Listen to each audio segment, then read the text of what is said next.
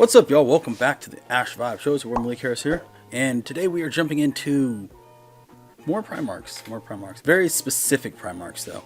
If you guys saw the last video with me and Mac, it was Where Are the Primarchs Now, which was a really dope video. That was by Arbiter Ian.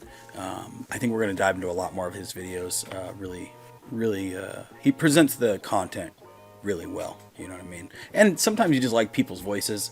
I've watched a lot of videos where, you know, if you can't stand the way someone talks and you have to listen to them for hours on end, it's just, you know what I mean? It just doesn't work out. So we will be going back to do more of his stuff, but today I am jumping into a new channel, Mr. Bones 40k. And it looks like he has this list of all 20 Primarch, or he has 20 videos about Primarchs, cutting into about 18 of them, and then 2 of them explaining where the other Primarchs are. So I think I'm going to group this up into pairs of 2 based on who I think has some type of synergy, which is something I wouldn't have been able to do a year ago. For those of you, again, who are new, we've been diving into lore for, a little bit over a year, probably a year and a few months now, like really diving into Warhammer lore. And it's been fun, man. It's been fun. It's been crazy, hectic, draining sometimes. We talked about the Warhammer Plus stuff, so we went through the tithes. I don't know why that sounds weird. We went through that, and that was just a whole emotional roller coaster. Especially you get to the last episode, and it's just, I'm not going to keep talking about that. But yeah, and then we also watched Pariah Nexus so far, and we're going on to watch the other, all the other series. So if you guys want to check that out, head over to Patreon. But yeah, let's jump into this video. The first one is going to be Sanguinius. The second one is going to be Horus. Because they obviously have some amazing chemistry. So let's jump into this first video, The Weight of Perfection.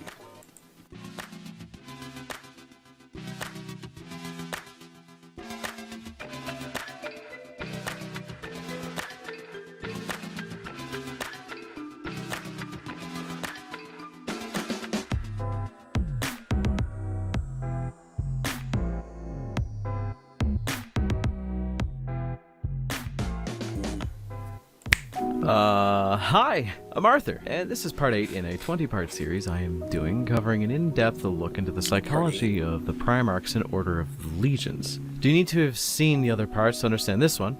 No, but it would make me happy. Part 8, not accounting for the missing Primarch, leads us to the beautiful Hawkboy Sanguinius, the Blood Angel himself, the one whom could... I'm debating, should I have just done this in order?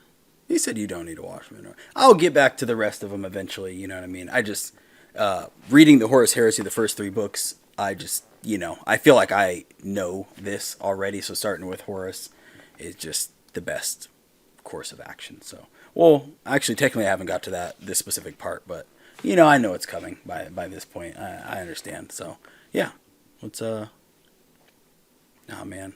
Now I'm nervous. I'm like, damn, should I have done this in order? I'm like, geez, I don't think it makes a difference. YOLO.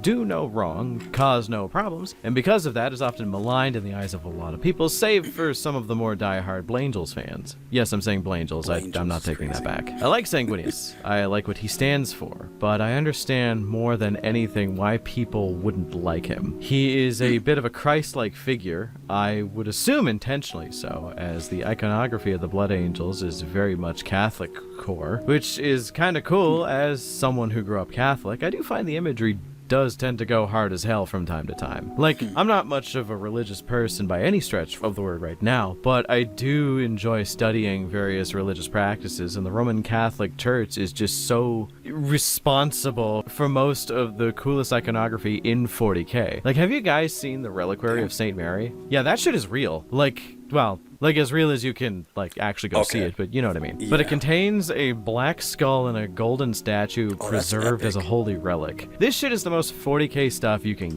Honestly, that is really epic. That's crazy. And a golden statue preserved as a holy relic. This shit is the most 40k stuff you can get. So the entirety of the Blood Angels and Sanguinius adopted this as kind of their aesthetic, though that isn't without a reason behind it. So like with the other videos about the Primarchs, I have a lot to say about Sanguinius, but I have to narrow things down to only a few core ideas so it's not spread out too much. I could talk about every Primarch in many different ways, as most Primarchs are multifaceted revisited in some way. So because of this, it's actually pretty easy to make a point about pretty much anything they have done. I could have totally just weighed in on Perturabo's weird Reddit-style tendencies to debate scholars about religion when he was a young lad, but I choose not to, as it's really not that big of a deal, and it's not that interesting. With Sanguinius, though, the main thing people tend to focus on is his level of perfection in the eyes of all the Primarchs. Like, he's stronger, better, faster, relatively smart, and most loved amongst the Primarchs, next to, say, maybe Horus before the shenanigans started to happen. But is that Horus? I just don't. It's crazy when you read the books and you just make this whole visual in your head. And everything I've seen of Horus afterwards is all with the, with the pipes and hoses in his head and all that good stuff. So I don't know why that's not what I pictured him as. But now I see why he's mad at his brother. Hold on, let me get. Look at this. And most loved amongst the Primarchs, next to, say, maybe Horus before the shenanigans. That wolf is hard, though.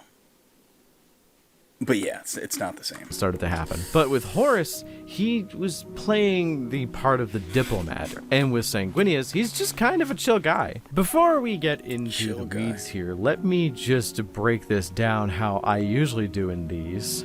Give you the beginning, his backstory, the middle, how he is with his legion, and a little bit of his story, and the end, his death and the aftermath of its repercussions, and so on and so forth, as well as my conclusions on how I see him as a character. Okay? Cool. Let's go into the beginning. So the first thing that people would notice about Sanguinius... Hold up, Sanguinius? Man, I'm dyslexic on an almost mythical level at this point, bro. This shit isn't even funny anymore. But yeah, the first thing you will notice about Sanguinius... The first thing you notice about this Primarch is the giant-ass angel wings that are protruding from his back. And yeah, that's kind of a weird bit. Basically, as a child, he was sent to the moon of Baal Primus, known as Baal Secondus, because it's the second Baal, which is kind of an important detail, as it's an irradiated shithole where most things couldn't even live, to be honest. I know most Primarchs were sent to shitty planets, but Baal is definitely up there in the environmental hazards category, which is why he was either genetically programmed to have wings, or he grew them due to radiation, mutation, and warp magic that was likely on Baal. Because, fun fact, there's actually warp-resonant crystals on Baal, which are kind of cool, I guess. So, when you see a blood red gem on a blood angel's neck, you know why that shit is kind of important to have. But regardless, he grew to massive proportions and did the whole Primarch thing, where he ended up being a benevolent ruler and uplifted his people out of the strife. He was a kind and gentle soul who knew how to lay a dude low if he needed to. Because, well, Primarchs. Their defining factor is making a decision and sticking to it, even if it means getting into a conflict. They are conquerors by genetics. Comically enough, he was one of the more psychically gifted among the Primarchs, which leads him to be kind of a spoilsport for things like surprises and shit. Like, he legit could tell the Emperor was hiding amongst his people before he announced his presence, which is kind of funny. But yeah, a noble spirit, fair skin, blonde hair, red eyes, and giant wings. The man is an archetypal Catholic angel, which... You know what? It's so crazy because for some reason in my head, I couldn't decide if his wings were real or if they were like figurative, because that's the way everyone sees him, and because of the imagery that I seen of him, I couldn't tell if that was again, if it was just like but I didn't know he actually grew these wings and these are like real physical wings, which is unfortunate that he's dead, because that would have probably made him one of my favorite Primarchs. Definitely top 5. You know what I mean? Just because maneuverability on the battlefield and thinking about him like being able to get that bird's eye view, swing down, kill people, drop down, have like a one-on-one battle. It almost reminds me of, for those of you who are like Marvel fans or, play Marvel Rivals, but Angela, it's like Thor's sister. She just flies around, she'll like jab you, take you around the map, and then take you to like a individual sector, and then 1v1 you. And I just think that's the dopest shit ever. You know what I mean? Is kind of neat, but regardless, where next do we go from here? The middle. So what part did he play in his legion and the Horus heresy? A pretty big one. See, unlike a lot of his other brothers, he himself is a bit of an oddity where I don't think it would be bold of me to say that he had one of the biggest impacts on his legion in comparison to other Primarchs. So you know how the Blood Angels are casually just kind of vampire berserkers? Yeah, that was a lot worse before Sanguinius took hold. The legion prior to Sangi showing up was known as the Revenant Legion for a reason, and that reason was that they were a bunch of monster berserkers who would get the job done, but with no sense of tact or politeness. Bedside manner was never really taught to them, suffice to say. I know that Izander and Coda had a pretty fun way of describing them, so I don't want to steal their thunder. I'd recommend go watching their shorts and their podcast and their episode about the... Let me write that down. Honestly, have you guys listened to this channel?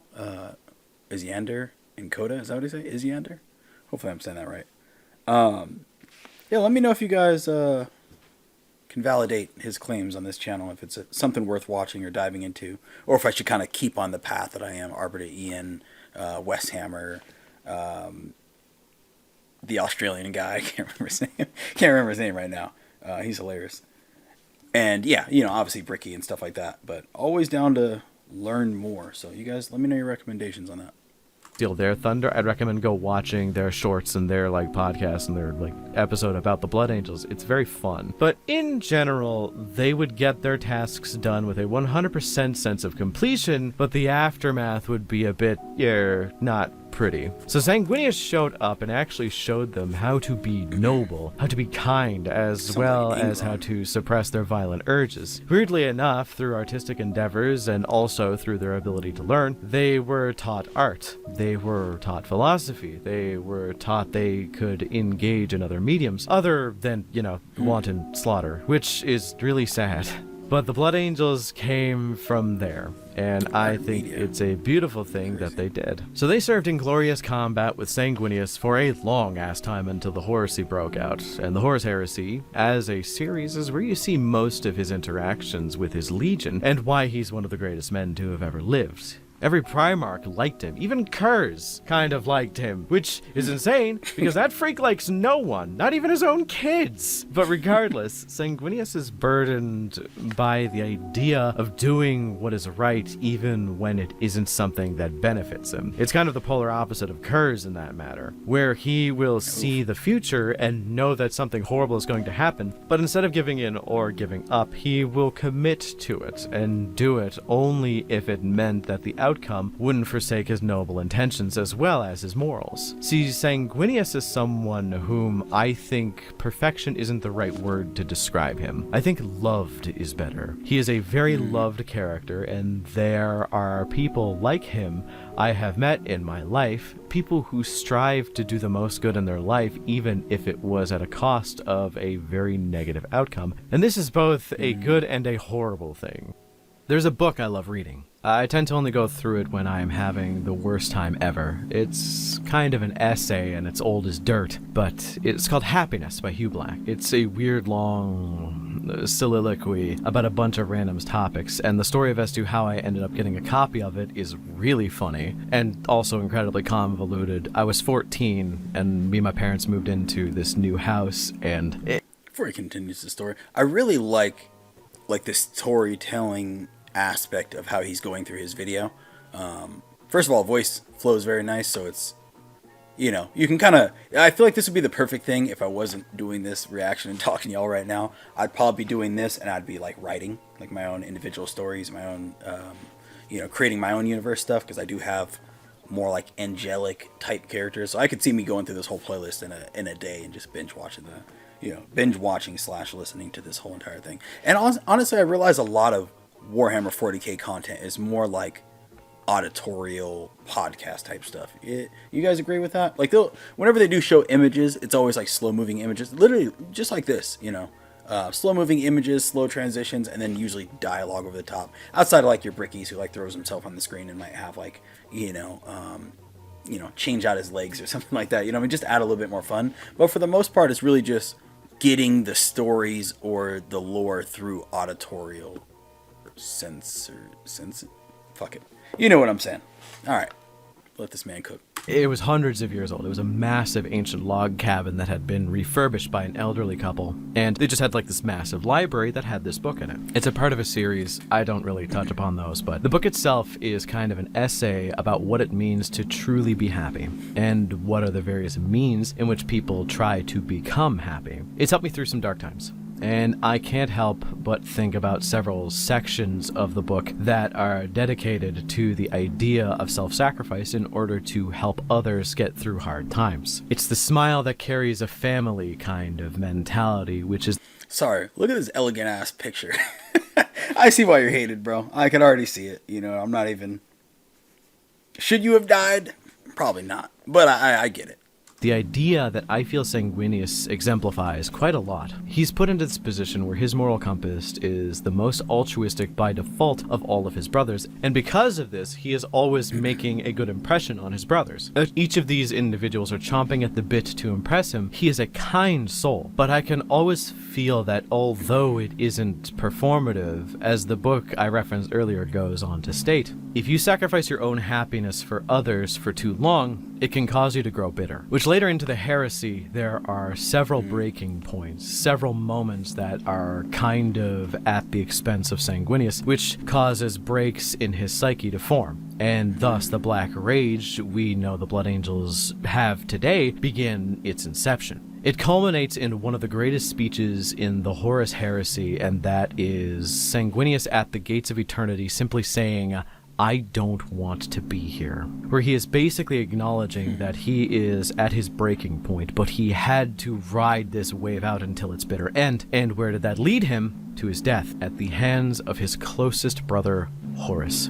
The death of Sanguinius is one of the most well-known pieces of art from 40k. It's almost up there with the image of the Emperor on the throne. It's incredibly iconic. And because of this, it's one of the most impactful images you could ever see in the setting. His death led to the release of the Black Rage, as the psychic echo of him being murdered created the first Death Company-style Marines, as every single Blood Angel went into a berserking fury, seeing what he saw upon his death, which is a good metaphor for the buildup of anger and resentment being passed down through the generations because you refuse to deal with it yourself. There is this idea of being selfish, this idea of indulging in your own preferences that I find is too often demonized, and we prop up this idea of self-sacrifice to the point where moments like this are rather common in our world. Not like, super vampire angel killed by Mega Satan possessed super Lex Luthor, but refusing to invest in themselves. Mega Satan common in our world.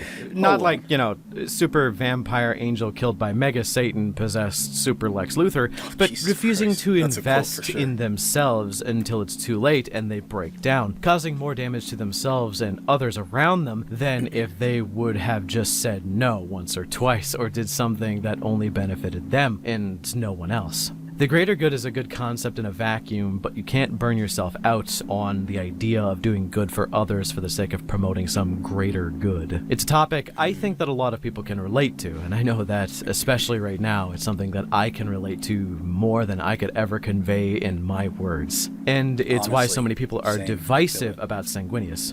They think he is too perfect, when they don't realize that his sacrifice is to bleed out the rage that is built up in him over centuries. It's why, even though I'm not a huge fan of the Blood Angels, I do think that Sanguinius, God fucking damn! I do think that Sanguinius is one of my favorite Primarchs simply due to the idea of altruism and how it is represented, as even though he died a martyr, it still caused a lot of harm on the way out. But what do you all think? You think Sanguinius is a good representation of altruistic burnout? Or do you ascribe to the, he just isn't that great of a character kind of mentality? Let me know in the comments, as I like to hear what you all have to say. This is just my perspective, and though I have read a decent amount of the Horus Heresy, I'm still going through it, and there's still a few books that I need to read in order to better understand Sanguinius, so I could be completely off base, but this is my perception of him. Also remember to like and subscribe, as it helps the channel immensely. Special thanks to my channel members for supporting me, and if you want to support me as well as gain access to early or additional content, then become a channel member today. Thanks once again for watching, and before I go, I guess this is editor. Arthur coming in last minute. I'm changing out the end-bit joke here because I just want to say I'm sorry that the video's coming out a little bit late. I'm looking at the timeline here and I'm already 3 hours past where I normally upload the videos today. This has been a very difficult week for me to get through, but hey, I got through it and I'm going to be back on track. Same time next week. I hope you all have a wonderful day. I hope you enjoyed the video. And yeah, best of luck with whatever you're doing. Nice. Whoa. We're not doing you, bro. Pause. It's not your turn. That's what I'm saying. Who truly is Horus Lupercal will be the next video. Honestly, and I like this grouping together. I really like that video on it. Let me hit the subscribe button right now. I'm not even gonna lie. If you guys haven't subscribed to this man, you enjoy that video, I would go subscribe too, because that was fire. I love like deep dive talk videos like that. And I've thought about doing something like that, but I don't know enough about Warhammer to do that. I could do that with Marvel for sure. I could do that with DC. In comics in general, to be honest. But that's because I write comics. But even then, I think I'm one of those people where until I really feel like I have a handle on something, I'd rather just listen. You know what I mean? I'd rather just listen and then ask you guys and then just, it's always better to listen and absorb more knowledge, And a lot of my stuff goes into my writing anyways. Like, I've talked about this before, but we have... Actually, all this merch that I'm wearing is from my brand, Neutropia, which is like one of the stories. It's like a fantasy world story. And I have this whole connected universe, for those of you who are new. A superhero world, essentially, a fantasy world, sci-fi world. They're all connected by this intergalactic space force. It's supposed to keep the world separate. So in the Neutropia world, I have like 2 of those graphic novels. The third one's on the way. They're on Amazon if you guys want to check that out, by the way. Marketing. But yeah, and then I have like, I don't even know however many other series. I have Omega Ghost, which is like superhero stuff. It's like my main like Spider-Man of my universe, essentially. And then a bunch of other things. I'm not going to go through everything. But yeah, most of my stuff always goes into that because I have so many different worlds and so many characters. I have at least 20 different characters who are all going to have their individual stories and just take place in different environments, different backgrounds, and stuff like that. Similar like a Marvel DC universe. Everything's very expansive. And the hard part is trying to make all of those things different.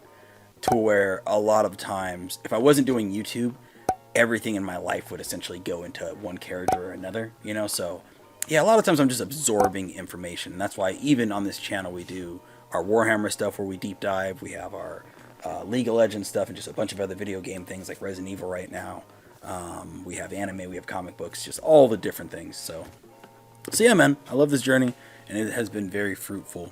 Videos like this just fuel the rage. No, fuel the really just fuel my creativity, right, and keep it alive and burning bright. So shout out to you, man.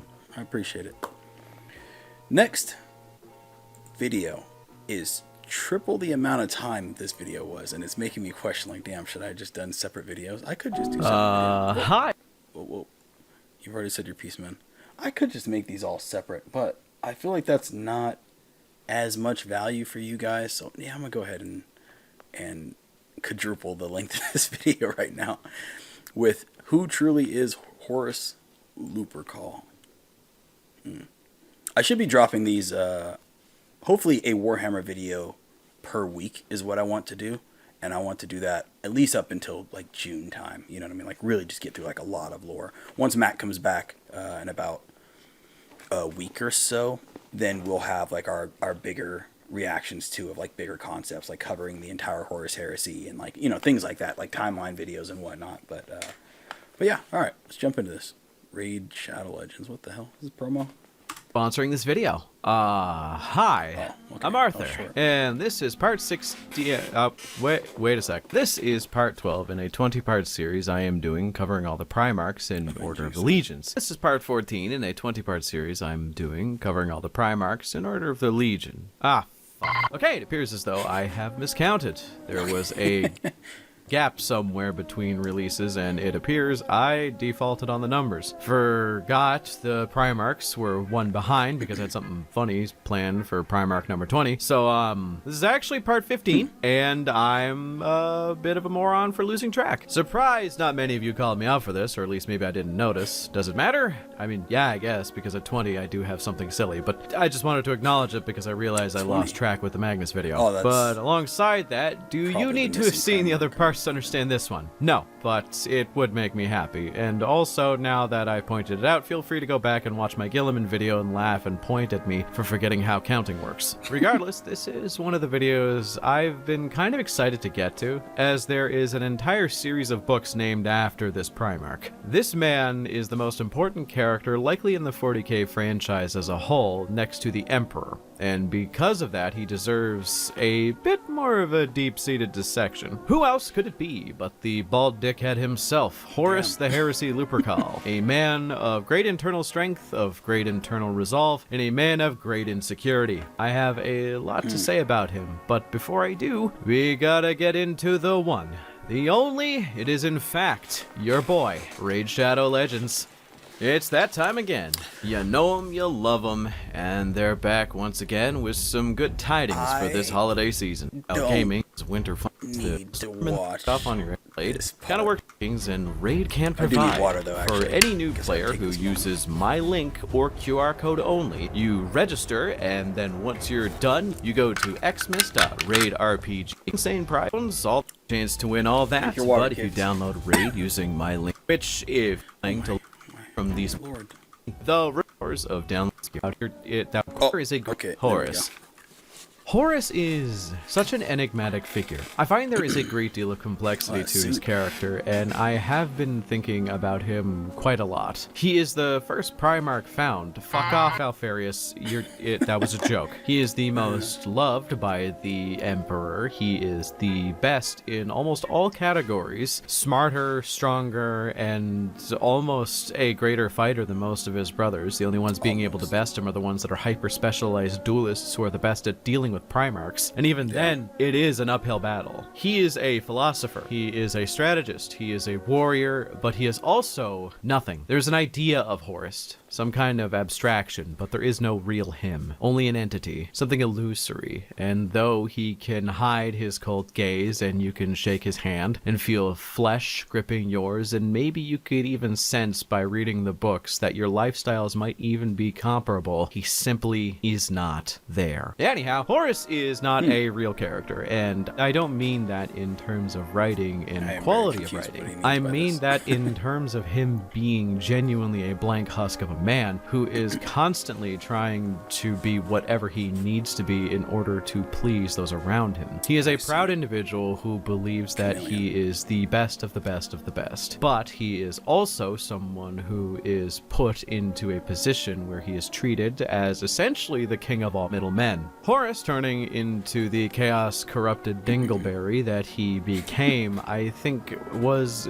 kind of like Perturabo having his legion divided by members who believed in honor and ethics above all, as opposed to those who believed in results being the most important part, which is to say, it was kind of inevitable. Basically, Horus Lupercal is an entity that was forced into making decisions his entire life that seemed the most logical at the time, and you can only be treated like a tool of war for so long before you snap. The weapon fires back at its owner type beat, you know what I mean? With all that being said, we should start where the story starts, right? I do have a fun rundown, but in short, Horus was scattered with his brothers to a planet relatively close to Terra, you know, relatively speaking, which was Chthoniya. Chthoniya was a mining planet with a lot of cyber-augmented gang warfare thingies going on all the time. And they basically were just doing what you would assume they do best, which is, I guess, killing people. For money and likely rocks. I guess. Horus did likely what most Primarchs do. What I kind of keyed in on is he did so through politics, but also the manipulation of truth. See, the accent that Horus speaks in is apparently very selective. He chose a specific area of Chthonia to use it from, so as to make him more relatable to the people of the planet. And that kind of accent was kind of a lower middle class equivalent on the planet, which is kind of interesting to think about.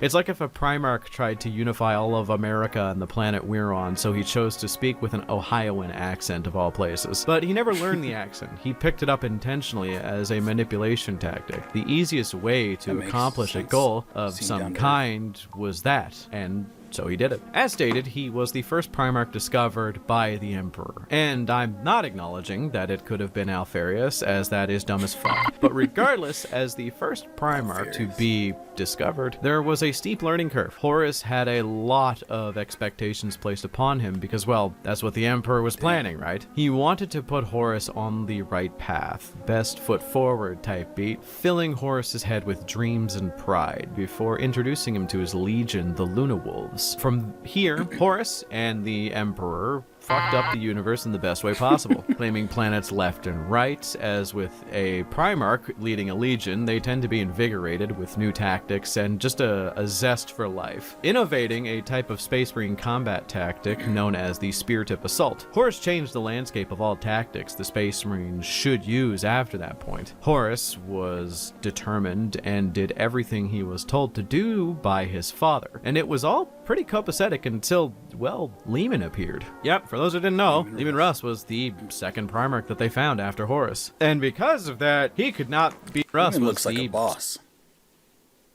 He looks like a Viking boss. Crazy. Second Primarch that they found after Horus. And because of that, he could not be more different than Horus if he tried. And because of their differences, they both did have a bit of tension to each other, but they did get along eventually, because most people did get along with Horus because, well, Horus was whatever he needed to be to get what he wanted. See, with one Primarch, it's easy to feel like you're the most special guy in the universe, because you kind of are. But now that there are two Primarchs, the specialness was divided in half, and kind of easily breeds insecurity, which, man, wouldn't that suck if it actually ended up fostering a deep-seated hatred of those. Crazy. I've never thought about that. I was thinking like his insecurity primarily just came from the one brother. Seeing how Horus Heresy played out, I assumed it was, I'm the big brother to everyone, but this is like my twin brother type of thing. So either I'm the big brother or he's a big brother. You know what I mean? I kind of looked at it like that in a way. And then when the Emperor made his decisions to bring, go to Terra, bring certain people to Terra, have people go there, which is crazy because there's so many brothers and there's so many different tasks that need to be accomplished. Like, crazy. We all know the craziness of Horus Heresy. I'm not going to go into that whole thing. But yeah, it's just kind of wild because this is a great take. I never thought this deep on it. All around you, but I'm not even going to play this bit out. Yeah, the Horus Heresy happened for a reason, and we're getting there. One thing led to another. The third Primarch discovered was, oddly enough, one of the Primarchs that were struck from the record and removed, which is interesting to see the precedent. But regardless, we cut ahead to the future to see 18-ish Primarchs are around, working together to accomplish. Crazy. I just had to look at that visual really fast.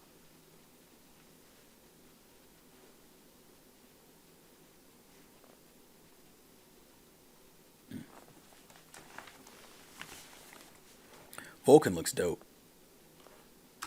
A goal, and that goal was the Great Crusade. Horus, after killing some big boss orc on Ulanor, was elected the new War Master, a title that the Emperor of Mankind was the only one to hold at that point, where Horus could now speak with the authority of his father. This leads to some complications, as there were a lot of Primarchs that did not respect his authority, as well as a lot of Primarchs who thought they were snubbed for the position of War Master. Now, I think that Horus was obviously the best choice, the only second second best choice would have been maybe Rogel Dorn or Rabute Gilliman, because both of them kind of have that wider perspective, but Horus was the best embodiment of it at the time. Furthermore, those complications, and kind of scramble things up a little bit, let's kind of discuss how Horus interacted with his legion as well as his expeditionary fleet, as that's kind of a good microscopic scale to see how he is as a character. As with when he was on Chthonia, Horus was the constant politician. He believed that he had to be this idol, an upstanding individual to impress everyone and not be caught lacking. That isn't to say that he had no morals, because he was a moral individual. There are several instances that when he was impacted by a loss, he showed genuine compassion and attempted to right whatever wrong he committed. Yeah. But you can see the stress of his existence on him at all times, especially with his constant posturing to not seem weak and meet his brother's standards as his father's favorite. So there was this kind of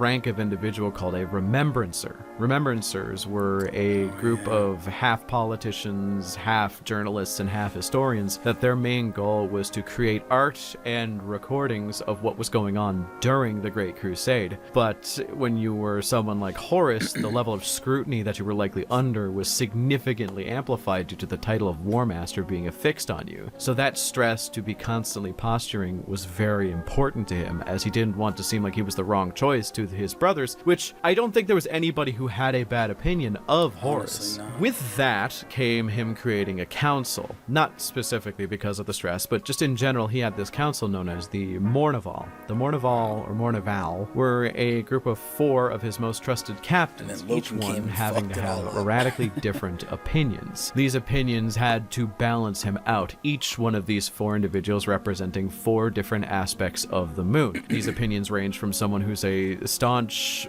conservative traditionalist to a radical liberal thinker type beat. They were all basically there to give him as many different perspectives on a matter as humanly possible so that he could always know if he was making an informed decision. He would do speeches to the crew and would always address his Mournival equally. And those Mournival were supposed to be treated as if they were on his level. They were people that were given the rank specifically so that they weren't afraid of him. But alongside that, while he would address other members of the human crew, he would try to treat them as if they were equals to him as well, even though by every right they were not. And this would constantly kind of lead this kind of negative feedback loop of him treating people that were below him as equal to him, and thus degrading himself in the matter. Now, I'm not saying that every single Primarch had to be an iron-fisted tyrant and rule over the people that were beneath him and the humans that were in his expeditionary fleet, but there is a healthy balance to kind of work out. His own specific remembrancer kind of got his attention by genuinely attempting to talk down to Horus, screaming at him in one of their interactions, which is what kind of caught his attention. In a weird way, it was the first time that Horus had someone actually talk to him that way that was a human, and it got his attention in a way that made him choose this woman and her weird tongueless bodyguard to be, well, his personal remembrancer. That ended poorly, but we'll get there. Don't worry, we'll get there. We're trying to tell it in as loosely chronologically as possible. But as you could expect, it would lead to an inevitable tragedy, which leads us to the next major part of Horus's tale. With everything sailing well, him as the War Master, him as the Luna Wolves' leader, and eventually transitioning them into the Sons of Horus due to his victory at the Battle of Ulanor, you get to see Horus's descent into being an evil dickhead that has had a long-standing debate whether it was unjustified, incredibly justified, or if your major killed because he was bald. I think it is unjustified, but I think that his reasoning makes sense. He shouldn't have done it because he was basically fighting his own demons made of self-doubt, and then he decided to take that out on the entire universe. But that is kind of the tale that we're about to discuss. So let's kick this section off with the proper question of what the fuck happened to get to where we ended up? Oh, we're about halfway through. Damn, we're sailing through this video. It's going a lot faster than I thought. I think this one's interesting too. And the reason I started with Horus is because I had read the books and I was like, okay, I think I'm going to be able to keep up with a lot of these things a little bit easier. Some of the other Primarchs, most of the other Primarchs, honestly, I haven't been in the presence, or, you know, through the audiobook and through me reading, you know what I mean, back and forth. I haven't really felt like I was like there, like seeing how the people reacted, seeing how, you know, the religious cults, like within like the humans compared to, you know, the remembrancers compared to, you know, all the different things. You know, I feel like I've seen a lot more shades. So a lot of this stuff, I'm like, okay, cool. He's giving me another perspective of what I already know. But thinking about all these other Primarchs, it almost is making me think like, damn, should I go and read more books before I dive into the rest of these videos? I'm not completely sure. I'll probably do this one, and then maybe I'll do one more without have read the books specifically about their Legion, and I will see how it feels. If there are any specific books that you guys are like, oh, you should definitely read that before diving deeper into these videos, then let me know. I feel like I'm going to enjoy it either way. Like, obviously going into Horus Heresy, I already knew all the things that Horus did and, you know, all the craziness. And I still feel like they were great books. If anything, they kind of made it better because I was anticipating the moment I met Horus, I was like, oh, this is Horus? He doesn't seem like a bad guy. And it just helped double down like, oh, I know he has to turn bad. Like, when does that happen? But it didn't change the feelings of like, ah, oh, damn it, I see what's happening. You know what I mean? So, I feel like I can still go through these videos, but you guys let me know your guys' personal opinion. I'll take that in consideration before I just like trail run through all these videos. So, all right, back to it. Huh? Oh, hi. Intermission time, boys. I guess. Just thought I'd put a mid-video break to say hi. How you doing? Oh, he's taking a break. Enjoying the longer form videos? I certainly am. It's a lot easier to make and format. Also allows me to be a long-winded bitch whenever I choose to. Just thought I'd put this in to kind of divide up the first and second half of the video, make it easier to digest and give a little break for those who need it. Kind of cool that I got another raid sponsorship. Those guys are always fun to work with. Also, I just wanted to point out that the Horus Lupercal video is going live on Friday the 13th of all times. Yeah, feels almost meant to be, you know? Shit's wild in that way. Side note, it was my birthday yesterday, you know, December 12th, so I feel it's also appropriate that this is the day before the Horus Lupercal video is going live. I'm actually just gonna gun it through the Primarchs series till it's done from now on. It's just gonna be the main thing I go on, and then I'm gonna get back to that other Space Marine chapter series I'm doing. Hope you're okay with that, and if not, you guys are gonna like part 20 of this series. I'm working on something funny in the background. Anyhow, back to the video, I guess. If you guys have been on his channel before, Mr. Bones 40k, and you guys know any other series from him that you guys think I would like, let me know. And some of those, you know, if they're bigger videos, like, I'll wait for Mac. It's just, you know, Mac's going to be gone for the next 10 days or so. And I was like, I'm not trying to starve you guys of content. Because to be honest, I feel like I could film a lot more content, which is why I started doing solo reactions. Just because this is kind of my full-time thing. Mac has a whole, you know, he works for Boeing and he works on planes and does like important shit. You know what I mean? So I'm just out here surviving and whatnot. No, between this and then also comic books. Like last year I was traveling around for conventions, going to Comic Cons, anime cons and stuff like that. And this year I'm like really focused on creating the content, pushing like the clothing and really just trying to do more things with the universe. So I have, you know, I don't have the time, but I will make the time to make more videos, you know, so I can get those one video per week type of timeline for you guys. So that way you guys can, you know, just not be starved of content. To answer that question is really no simple feat. I know I've been condensing it down a bit at the beginning of this video, but it's really a bit complicated. Though to not mention the fact that there is some inconsistencies in the writing is a little bit lacking in my duty here. As you all know, the Black Library has this kind of problem where for long-running series that are written by multiple people, their books have to employ several different authors at any given point. Especially for the Horus Heresy, which means for Horus specifically, they see Horus through their eyes. Even with a guide, it's going to be different. That both hurts and helps the narrative. It doesn't have much to do with quality, as it does with vision. I mean this with 100% fucking certainty, that Horus is not the same character to someone like Dan Abnett as he is to someone like Gav Thorpe, as he is to someone like Graham McNeil. All of these individuals write differently, and will Honestly, see facts. the character differently.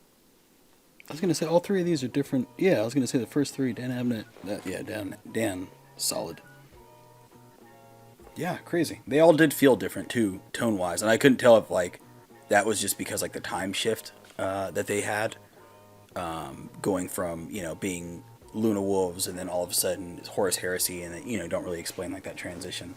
I couldn't tell if it was that, but yeah, it makes a lot more sense. Just different perspectives. Differently, and thus write him different. This hurts his characterization in some ways, as since there is so much written about him, there is going to be more to poke holes into, as well as mischaracterize him. But it also kind of plays into a fun narrative that I personally ascribe to, that Horus is this social chameleon who is too prideful to let others down. So the person he is in private is close to the real Horus, but the one he is around his brothers is different depending on the brother. It's why he can be a bit inconsistent from time to time. Like, a good example is that how can almost all of his brothers, with little exception,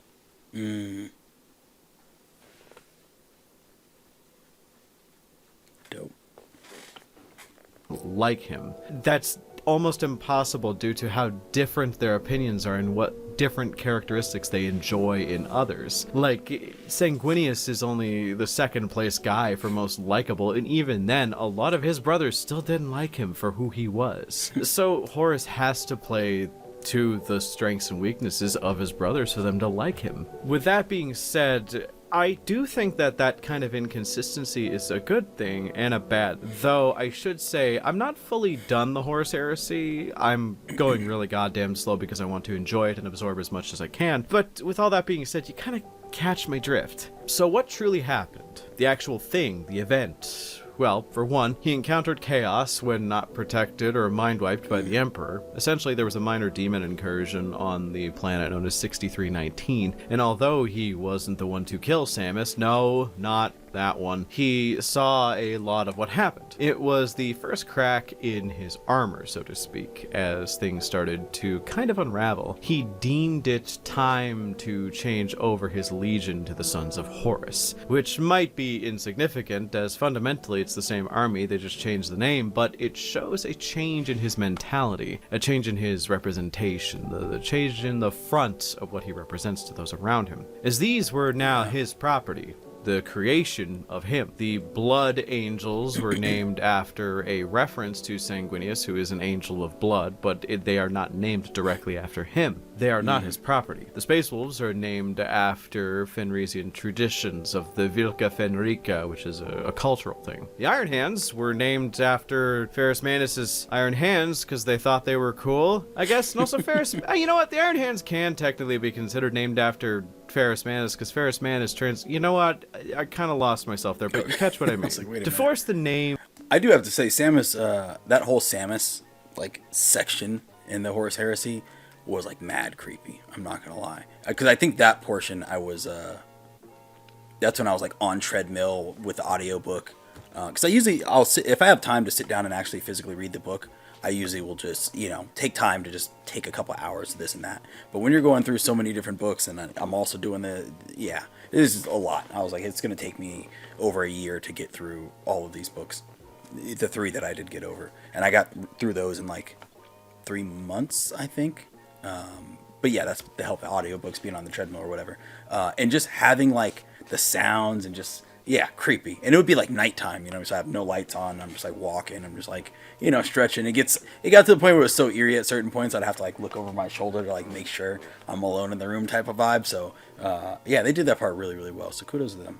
Of your army to be the sons of you is a good way to put yourself at the head of this faction as a demagogue, someone who is not necessarily to be criticized, only to be obeyed. How could a son of Horus disobey Horus after all? That leads me to reveal to you that he actually later disbanded the Mournival, which is kind of a bad thing because now he doesn't have any dissenting voices at all, but that is much further into the future. To get back to the story, Horus ended up having 2 major events outside of that caused his psyche to shatter. And I will say, even if chaos wasn't trying to corrupt him, he probably would have never been the same after these. The first is the Interrex, a hyper-advanced race of humans that had allied themselves with a bunch of monkey aliens by the name of the Kinnebrak. The Interrex were aware of... Are these actual pictures of... Is this what they actually look like? I didn't think that the bottom half was like mechanized like this. I thought it was Well, they said androids, but I just did they even say? Remember they're talking about the horse bodies, but I don't know. It's just not what I pictured. Funky aliens Obviously, by the name of the Kinnebrak. The Interrex were aware of chaos due to their relationships with the Kinnebrak, and were worried about Horus being their envoy. You know, the title of the War Master didn't exactly bode well, but Horus had them lower their guards so that they would treat with him. Much to the chagrin of everybody, as, again, the Kinnebrak were aliens, and the Emperor kind of made that guide a little bit honest, that you're not supposed to treat with aliens, but hey, he was trying his best. So, to continue forward with this, he wanted to go a peaceful route. He was tired of war. He was realizing that he was losing some of the closest people that he loved. Genuinely, his favorite soldiers, the people that he enjoyed, were dying, and it was eating away at him, so he wanted to try and force a peaceful solution and see if it was possible with his level of charisma. He was going to meet with the various leaders of the Interrex, and with him was an honor guard of Space Marines, yada yada yada, but due to Erebus being Erebus and looting an ancient chaos relic from an Interrex museum before burning it down, which is the Anathame Blade, yeah, that kind of went up in smoke. I don't think I knew that. I don't think they... I'm pretty sure that's new information to me, because I don't remember... Wait, did they? Fuck. I don't know if they... Did they say that in the first 3 books? Or does that come later? Because, yeah, I always wondered about that part. Damn it. I'm about to write a note.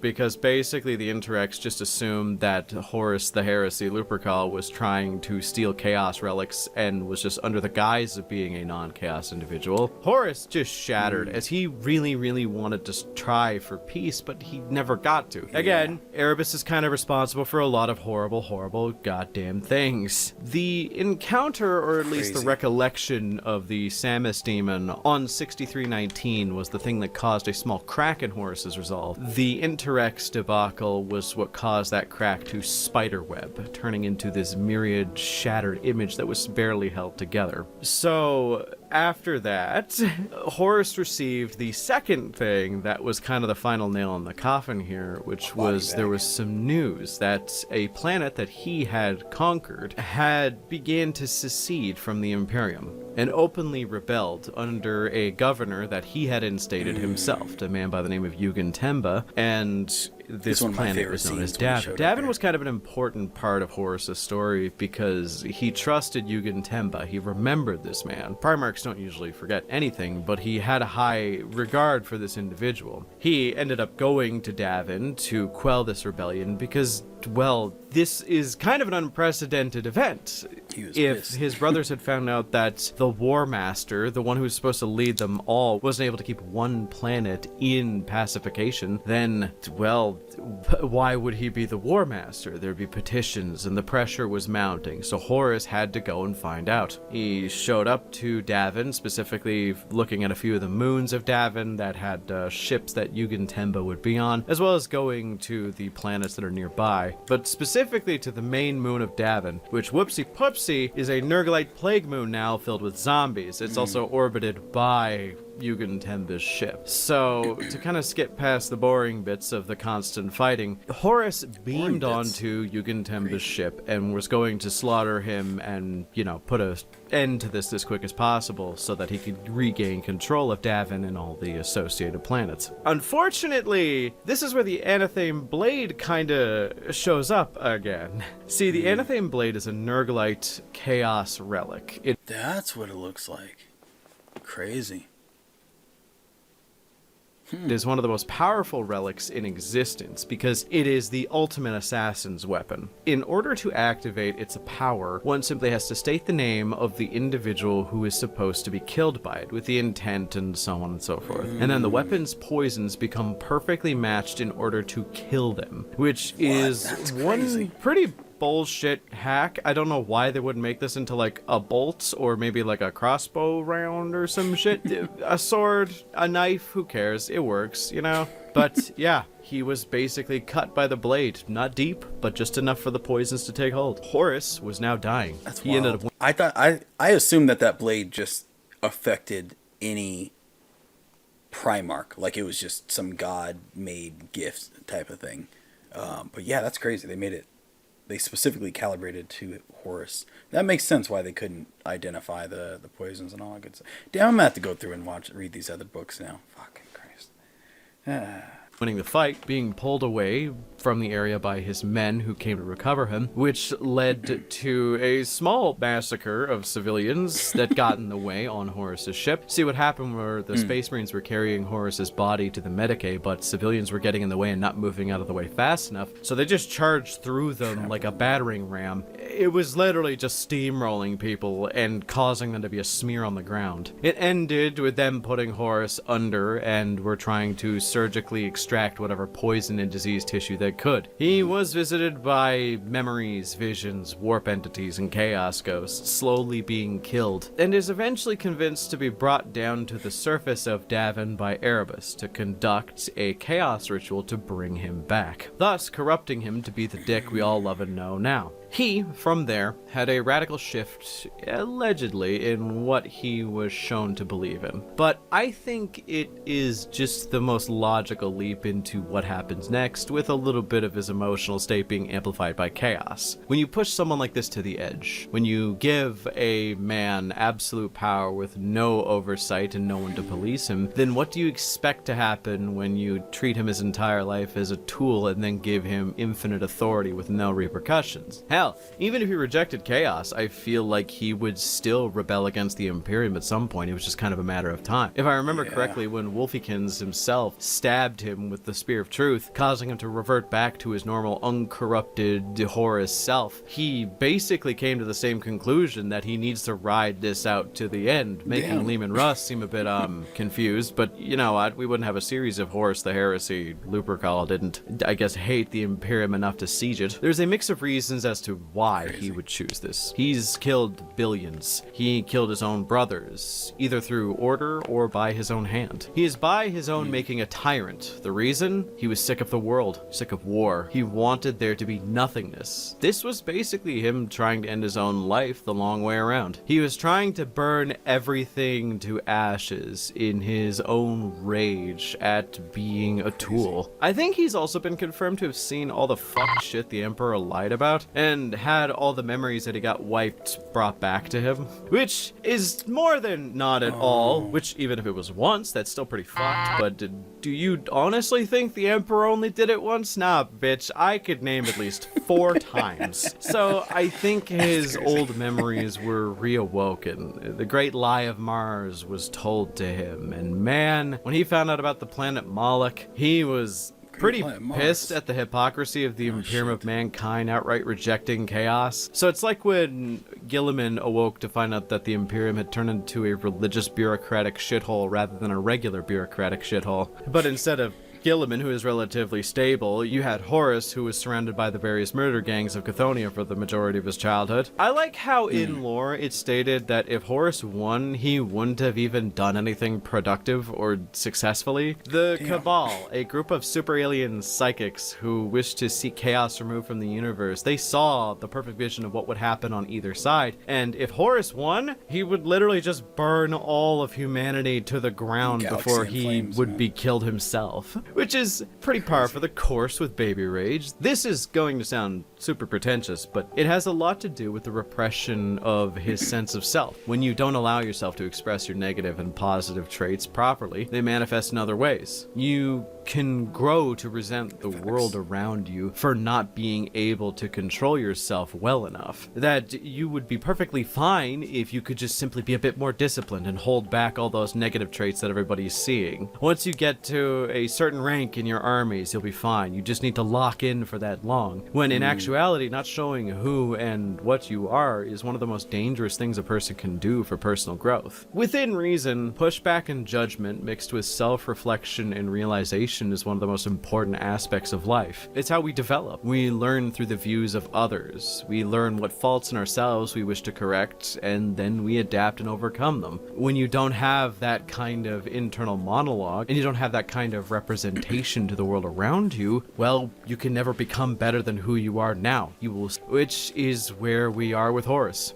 A man who never was. Bro is literally just the Patrick Bateman of 40k, what can I say? Regardless, Horus died the way he was supposed to, and I think his impact on the series...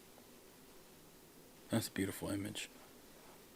Tragic, but well put together. Could never be understated without him. The Imperium of Mankind would be probably sitting pretty high right now if he wasn't around. But where's the fun in that? What do you all think about Horus and about the characterization of Horus that I presented to you? Let me know in the comments section down below. Also, remember if you like the video to like the video, as well as subscribe as it helps the channel. Special thanks to my channel members for supporting me. With your help, I am able to produce this content full time, and also make the videos longer since I can afford to get help from my lovely editors. If you want to support me outside of my normal videos, then become a member today as you gain access to new perks like early videos and exclusive videos. Thanks once again for watching, and before I go, what do you think it'd be worse to choose if Chaos decided not to pick Horus? I mean, like, for Chaos Undivided, I think Gilliman would probably be the worst person that could have led everything, because, I mean, the quickest way to drown an entire civilization would likely be through overtaxation, and that's kind of his thing, right? Overtaxation. Yeah, that just gave me it. That was a great video because I feel like, again, it looked deeper at what I already had a glance at, you know. Like, obviously we've done timelines, obviously we've seen cinematics, obviously, you know, we've done looked at all the legions and things like that, but I feel like that's all overview of the entire concept of Warhammer, not so much talking about the storylines that take place within Warhammer, and I think that's all new stuff that we are getting to currently. So yeah, and me being the more of the story guy, since I read all the comics at the whole connected universe. Mac also, he's getting into writing, but he's working on his first series right now, which is a series that, you know, it's based on a character that I've already created, Alpha Mo and Ta'apka, and, you know, he was giving me like insight into like Native American culture for one of the specific characters, and now he's going to be taking over that. So, you know, he's studying a lot of story and all that good stuff too. I think I've been doing it for 15-20 years, so I'm a little bit more you know what I mean, a little bit more committed to the entire thing, obsessed, I will say. At this point I'm always like learning about new storylines and whatnot, so this is all completely fascinating to me. You know what I mean? Like I said, in the next week I'm probably going to at least go through what there's 20 different videos that he made. I'll probably make 10, just do a bunch of groups of 2, so I'll probably at least go through 5 of those videos. Not to mention, I'm doing Death Corps Krieg. I'm doing the Imperial Guard video. I think I've already done that one, actually. God, I have a lot of videos. I have a lot of videos on the way. 30k to 40k, like a timeline, just kind of seeing how things transition. A bunch of things. I'll at least be doing like 10 Warhammer videos within this week. So if you guys want to see those videos sooner and you don't want to have to wait, I'm not going to drop 10 videos in 1 week. That's crazy. I do have to drop League of Legends. We're doing Resident Evil. I have some Hollow Knight stuff I want to get to. There's like other shows and things that are doing like 30th anniversaries, like Hack Sign, and as well as all our anime shows and all that stuff. So a lot of things. Marvel Rivals, Marvel Lore. Yeah, right now we've been dropping like 2 or 3 videos per day. Might take like 2 days off a week, maybe 1 day, maybe no days. So yeah, if you guys want to see more Warhammer faster, it will be on Patreon for sure. And YouTube memberships, I'll also upload it there. I just put it on Patreon faster. They're all uncut. I don't have to do it as much editing and stuff, so it's easier just to put it there and then move on. No thumbnails or anything. So yeah, man, it's a great video. I really like this. Shout out to whoever recommended, I can't remember off the top of my head right now, whoever recommended me this channel and this playlist. You're a goat. I really like this. I think you've obviously seen enough of like my talking and diving deep into stuff. So yeah, I feel like me and this content just like match up perfectly. So I'm definitely gonna have fun with this, and I look forward to the next video, y'all. Much love. Peace.